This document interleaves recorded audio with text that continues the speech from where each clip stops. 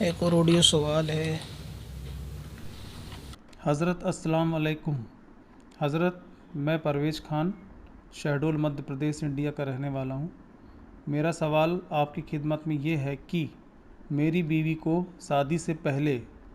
اس کے والد والدہ ایک پیر صاحب سے مرید کروائے تھے۔ وہ پیر صاحب عورتوں لڑکیوں کو قادری سلسلے سے اور مردوں لڑکوں کو چشتی سلسلے سے مرید کرتے تھے، لیکن وہ پیر صاحب عورتوں سے بے پردہ ملتے تھے۔ عورتیں ان کے ہاتھ کا بوسہ لیتی تھیں۔ عورتیں جو ان کی مرید تھیں ان پیر دبواتے تھے۔ اس کے ساتھ ہی ایک غیر محرم عورت کو اپنے پاس بطور خادمہ رکھے تھے، جبکہ ان پیر صاحب کی بیوی حیات میں تھی اور انہوں نے اپنی بیوی کو طلاق بھی نہیں دیا تھا۔ اس کے ساتھ ہی جب وہ پیر صاحب حج میں گئے تو وہ اپنی عورت کے جگہ پر اپنی خادمہ غیر محرم عورت کو ساتھ لے کر کے گئے۔ پیر صاحب نے اپنی بیوی کو طلاق بھی نہیں دیا۔ اس کے ساتھ ہی وہ قوالی بھی سنتے تھے، گھر میں کتا بھی پالے تھے۔ ان کے پیر صاحب کے خلیفہ جو پیر صاحب ان کے تھے، ان کے خلیفہ جو تھے وہ حضرت امیر معاویہ رضی اللہ تعالیٰ عنہ پہ لعن طعن بھی کرتے ہیں۔ میری بیوی نے جب علم حاصل کیا تو انہیں اپنے پیر کی ان حرکتوں کی وجہ سے کہ وہ عورتوں سے بے پردہ ملتے، عورتیں ان کے ہاتھ پاؤں دباتی، عورتیں ان کے ہاتھ کا بوسہ لیتی، قوالی میوزک کے ساتھ سنتے، کتا گھر میں پالے جو سب جگہ گھومتا رہتا تھا، یہاں تک کہ آج ان کی مزار ہے وہاں بھی کتا گھومتا ہے ان کا۔ ان کی ان حرکتوں سے اس نے اپنی بیعت ان پیر صاحب سے توڑ دی اور قلب سے حضور اشرف الفقہا رحمۃ اللہ علیہ مفتی مجیب اشرف صاحب قبلہ مفتی اعظم مہاراشٹر کو دل سے اپنا پیر تصور کر لیا۔ آپ شریعت کی روشنی میں رہنمائی فرمائیں کہ کیا میری بیوی نے اپنے پرانے پیر جو شریعت پہ قائم نہیں تھے کو چھوڑ کر حق کام کیا یا نہیں؟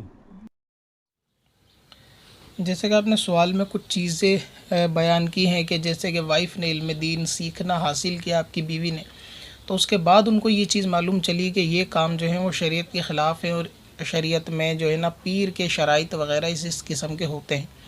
تو یہ بھی ایک یعنی سوچنے سمجھنے والی اور حکمت والا پوائنٹ ہے لوگوں کے لیے کہ جو اس ویڈیو کو سن رہے ہیں، کہ اکثر ہماری عوام جو دھوکہ کھاتی ہے کہ بد مذہب کے بیان سننا یا بد عقیدہ لوگوں کے بیان سننا یا اس قسم کے لوگوں کے یعنی جاہل قسم کے لوگوں کے بہکاوے میں آنا یا پیری مریدی کرنا یا شریعت کے خلاف بہت سارے علل اعلان کام کرنا، تو اس کی ایک وجہ یہ بھی ہوتی ہے کہ لوگوں کے پاس اپنی ضرورت کا علم دین نہیں ہوتا۔ اب کیونکہ بیسک عقائد اور معمولات جو لوگوں کے درپیش آتے رہتے ہیں عموماً،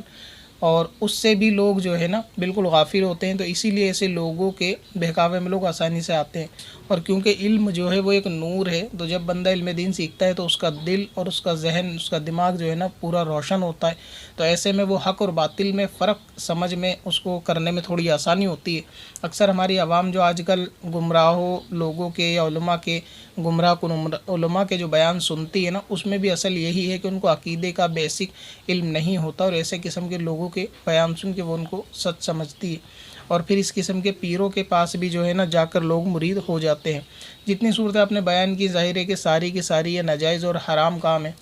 اور ایسے شخص سے مرید ہونا جائز نہیں۔ اب ان کے معاملات سے بھی یہ لگ رہا ہے کہ شاید ان کو شریعت کا علم نہیں ہے، تو اسی لیے ان کے سارے معاملات ایسے ہیں۔ تو ایسے شخص سے بیعت ہونا،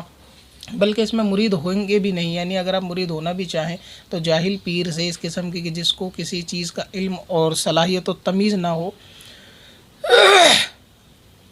تو ایسے شخص سے جو ہے وہ بیعت ہونا جائز بھی نہیں ہے۔ تو آپ کی بیوی ان سے بیعت توڑنا تو دور، جب بیعت ہوئی ہی نہیں تو توڑنے والی کوئی بات بھی نہیں ہے۔ اور جن سے انہوں نے کہا کہ اشرف الفقہا سے وہ مرید ہونا چاہتی ہیں، دل سے مرید انہوں نے اختیار کر لی ہے، تو ان کو چاہیے کہ فقط دل سے اختیار نہ کریں بلکہ کسی ذریعے سے، کسی خط کے ذریعے سے، کسی اور شخص کے ذریعے سے اپنی تحریر وغیرہ بھیج کے، اپنی ڈیٹیل بھیج کے ان سے